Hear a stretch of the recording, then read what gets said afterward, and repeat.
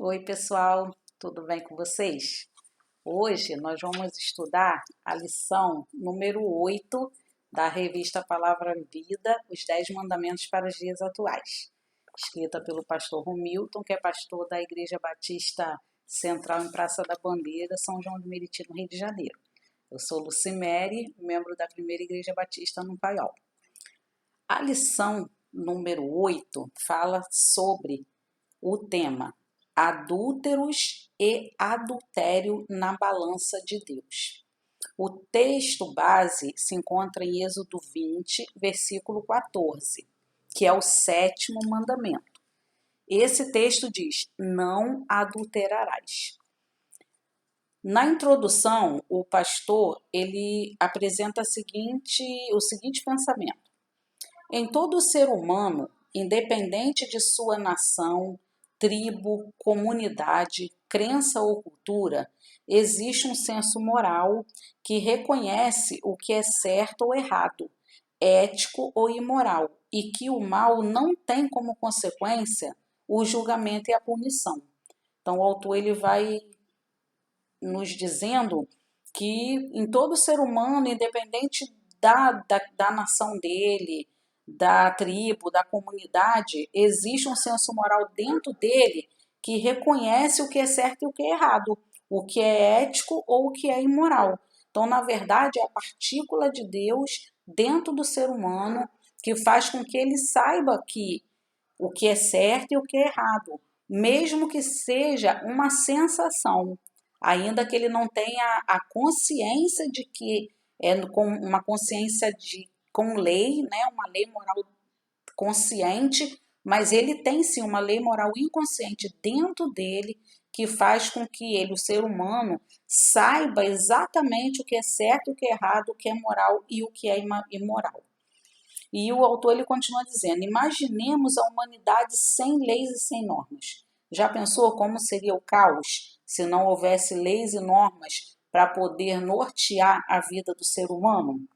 Então o autor continua: por isso, para o bem da sua própria criação, Deus nos concedeu suas leis morais. Nela, além de proteger o inocente e orientar quem está com a razão, o Senhor quer nos abençoar e punir o mal efetivamente. Mas o que acontece aos que desobedecem às leis de Deus? Então, na verdade, para o nosso próprio bem, Deus nos deu as leis morais, para que ele pudesse, né, orientar quem está com a razão. A pessoa que está com a razão ter realmente o seu direito garantido. E aquele que não está com a razão sofrer, né, uma punição por algo que ele tenha feito de errado contra algo que não lhe pertence, que não está sob a sua posse e que não lhe diz respeito. E o autor, então, ele questiona, né? Mas o que acontece aos que desobedecem às leis de Deus? A lei moral de Deus é inegavelmente abençoadora em retardar sua sentença. Então, a lei moral de Deus, ela abençoa a nossa vida porque ela retarda a sentença sobre nós. Porque no momento em que a gente se arrepende de ter feito algo errado, o perdão vem e a sentença não se segue. Mas, mesmo vivendo sob os efeitos da graça de Jesus, a todos os homens, no dia do juízo, todos receberão suas respectivas sentenças. Então, aquele que não obedece, no dia do juízo, se ele não se arrepender antes, ele vai sofrer uma consequência pelos seus atos. Romanos 2, versículos 5 a 8 diz assim: contudo, por causa de sua teimosia e de seu coração obstinado, você está acumulando ira contra si mesmo, para o dia da ira de Deus, quando se revelará o seu justo julgamento. Deus retribuirá a cada um conforme o seu procedimento. Ele dará vida eterna aos que, persistindo em fazer o bem, buscam glória, honra e imortalidade. Mas haverá ira e indignação para os que são egoístas, que rejeitam a verdade e seguem a injustiça. Então haverá o julgamento para os teimosos, egoístas e aqueles que teimam em desobedecer a lei do Senhor. E ainda na introdução o autor fala: o 7º mandamento é enfático: não adulterarás, que está em Êxodo 20, versículo 14. Mas que tipo de adultério está implícito nessa lei? Vejamos pelo menos 3 tipos de adultério. Lembrando que o tema da lição é adúlteros e adultério na balança de Deus. Então, ele coloca 3 tipos de adultérios. O primeiro, o adultério conjugal. Mateus 5, 27 a 28. Diz assim o texto bíblico. Vocês ouviram o que foi dito, não adulterarás. Mas eu lhes digo, qualquer que olhar para uma mulher para desejá-la, já cometeu adultério com ela em seu coração.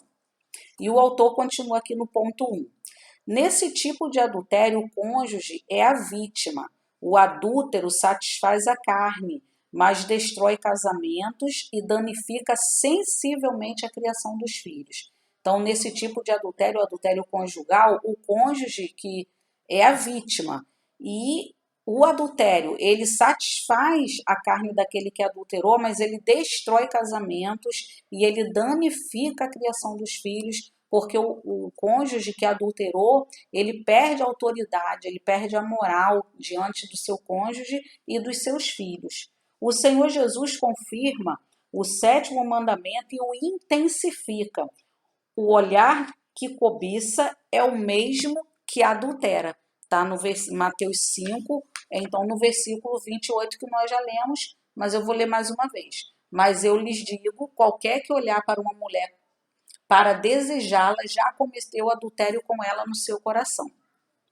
O pastor Jonatas, da Primeira Igreja Batista em Araruama, quando ele lecionou essa lição, ele nos deu uma informação muito interessante, que os judeus, eles tinham como adultério somente o ato praticado com uma mulher casada que fosse judia. Então, se a mulher fosse gentia, não era considerado adultério. Aí Jesus vem e diz, não é somente o ato sexual ilícito que se configura adultério, mas o olhar com cobiça já é considerado adultério.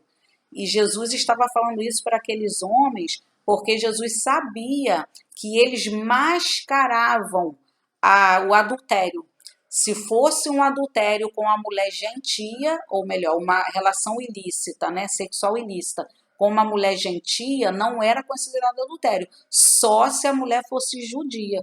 E a gente sabe, né, irmãos, que não existe isso, né? Adultério é adultério, seja com judeu ou com gentio, é adultério. E por isso Jesus então intensificou a lei. Não é só o ato que é considerado adultério, mas o olhar desejoso é também considerado adultério. E o autor continua. A sociedade atual precisa entender que o 7º mandamento vai muito além de um simples não.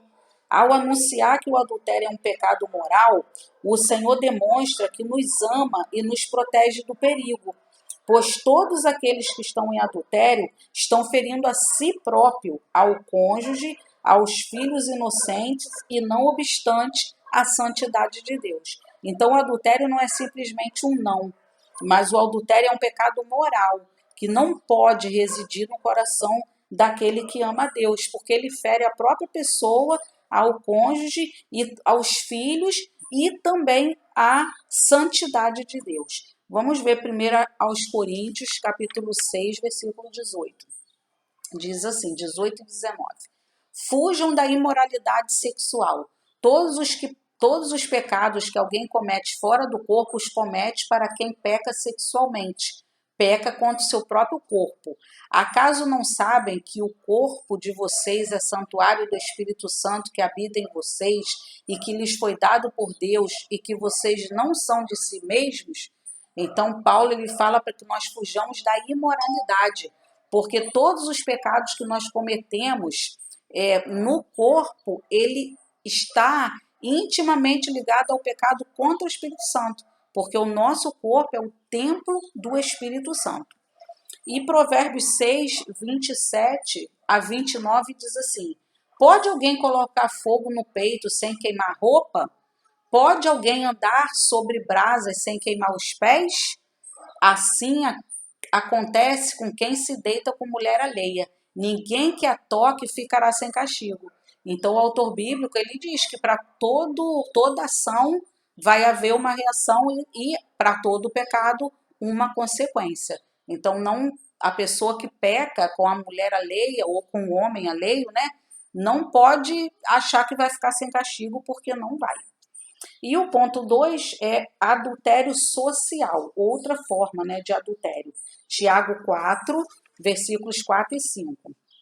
Diz assim: adúlteros, vocês não sabem que a amizade do mundo é inimizade com Deus? Quem quer ser amigo do mundo faz-se inimigo de Deus. Ou vocês acham que é sem razão que a Escritura diz que o Espírito que ele faz habitar em nós tem fortes ciúmes? Então, Tiago ele fala que a amizade para com o mundo é inimizade para com Deus. Então, nós não podemos desenvolver na nossa vida atos de adultério social. Você já ouviu falar no jeitinho brasileiro? Tal faceta como exemplos positivos e negativos. Tal faceta tem exemplos positivos e negativos. O jeitinho brasileiro positivamente revelou que homens e mulheres, após perderem seus respectivos empregos, inovaram e descobriram talentos outrora desconhecidos, como vender pequenos bolos para sua sobrevivência. Na verdade, os tempos atuais dessa pandemia estão mostrando muito isso, que o jeitinho brasileiro positivamente está dando condição a pessoas de conseguirem o sustento para a sua vida e para a sua família através da criatividade, usando seus dons e talentos. Mas, por outro lado, o jeitinho brasileiro revelou adúlteros sociais. As atitudes negativas do jeitinho brasileiro é a falta do civismo, onde enganar os outros, o governo e principalmente a Deus, tornou-se desculpa para a sobrevivência. Também o jeitinho brasileiro, pelo lado negativo, né, fez com que muitos se tornassem adúlteros sociais. Como? Por exemplo, adulteração de combustível, adulteração do odômetro do automóvel para diminuir a quantidade de quilômetros rodados quando vai vender o carro. Muitas pessoas, não sei hoje, mas antigamente isso era uma prática, diminuir, né, a quantidade de quilômetros rodados pelo carro. Adulterar o medidor, furtando a concessionária de energia elétrica, o conhecido gato na energia.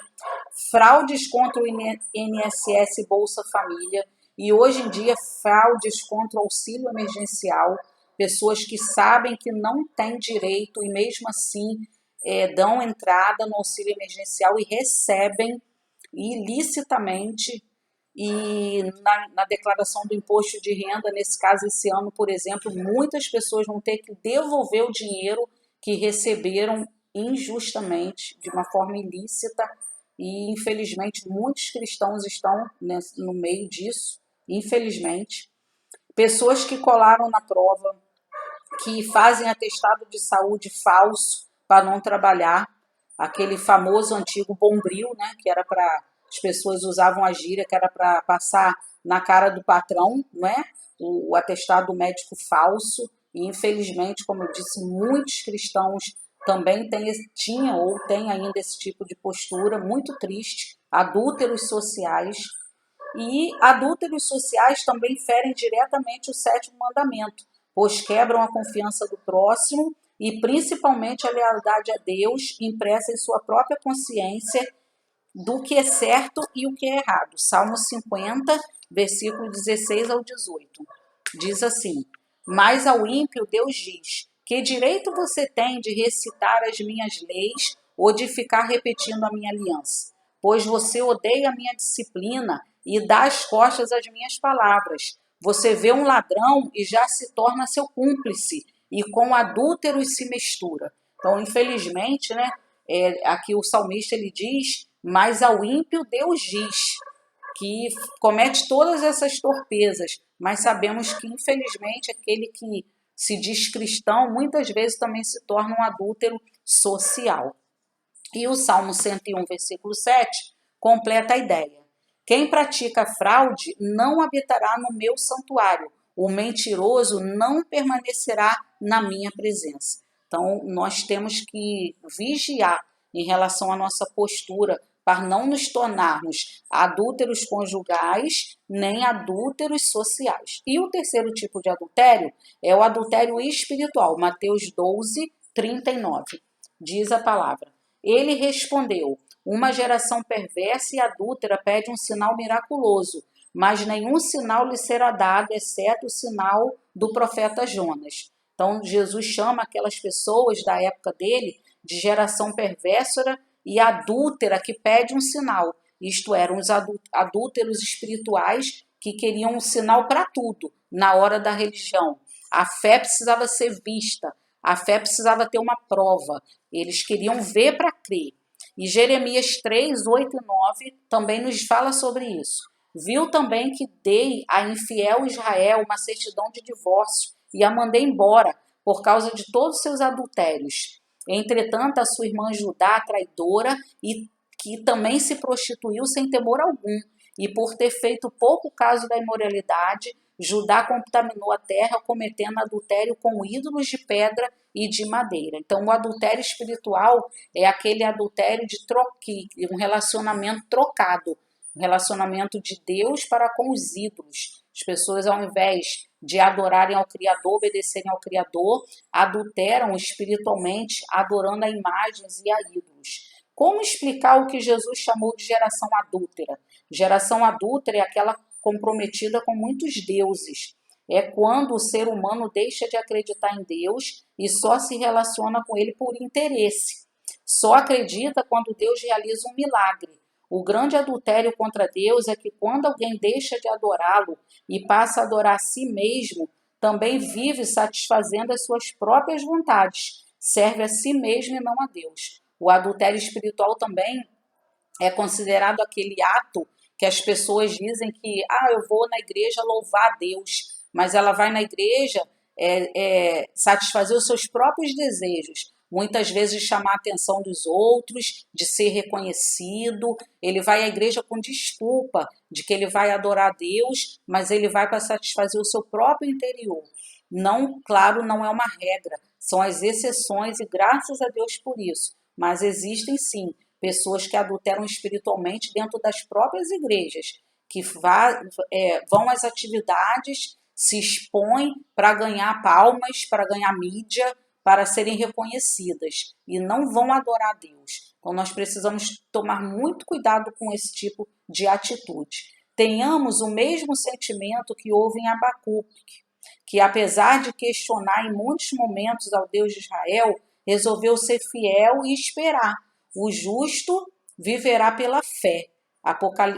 Abacuque 2,4. E o Abacuque 3, 17 a 19, completa essa ideia. Mesmo não florescendo a figueira, não havendo uvas nas videiras, mesmo falhando a safra de azeitonas, não havendo produção de alimento nas lavouras, nem ovelhas no curral, nem bois nos estábulos, ainda assim eu exultarei no Senhor e me alegrarei no Deus da minha salvação. Abacuque, ele resolveu, ele decidiu esperar a bênção chegar, para que ele pudesse, então, satisfazer as suas necessidades. Mas essa espera não fez de Abacuque um adúltero espiritual. Ele, nessa versão, fala diferente da versão comum, que a gente vê. Mas ainda que a figueira não floresça, que não haja fruto na vide, que o produto da oliveira minta, mesmo assim, não haja vacas nos currais, mesmo assim eu me alegrarei no Senhor e exultarei no Deus da minha salvação.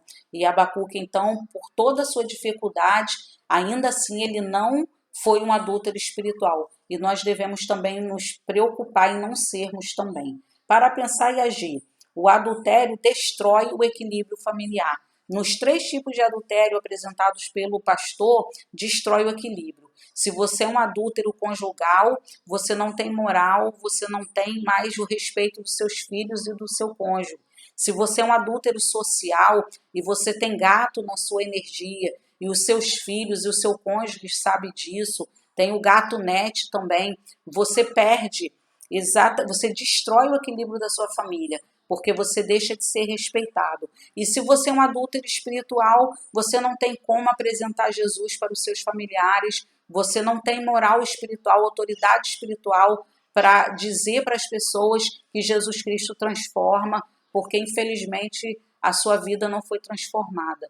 Então, irmãos, que nós tenhamos essa preocupação, irmãs e irmãs, que nós tenhamos essa preocupação de não adulterarmos, porque se assim o fizermos, estaremos destruindo o equilíbrio da nossa família, o equilíbrio familiar.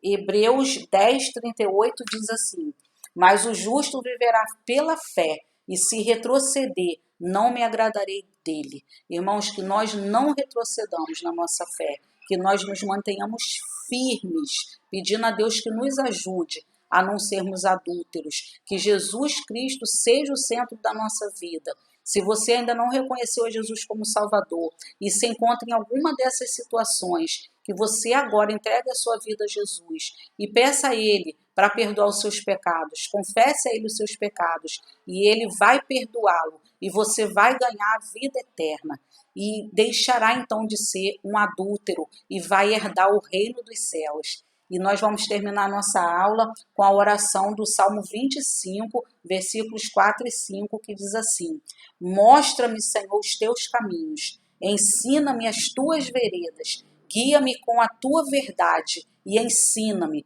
pois tu és Deus, meu Salvador, e a minha esperança está em ti o tempo todo. Que Deus nos abençoe, no nome de Jesus.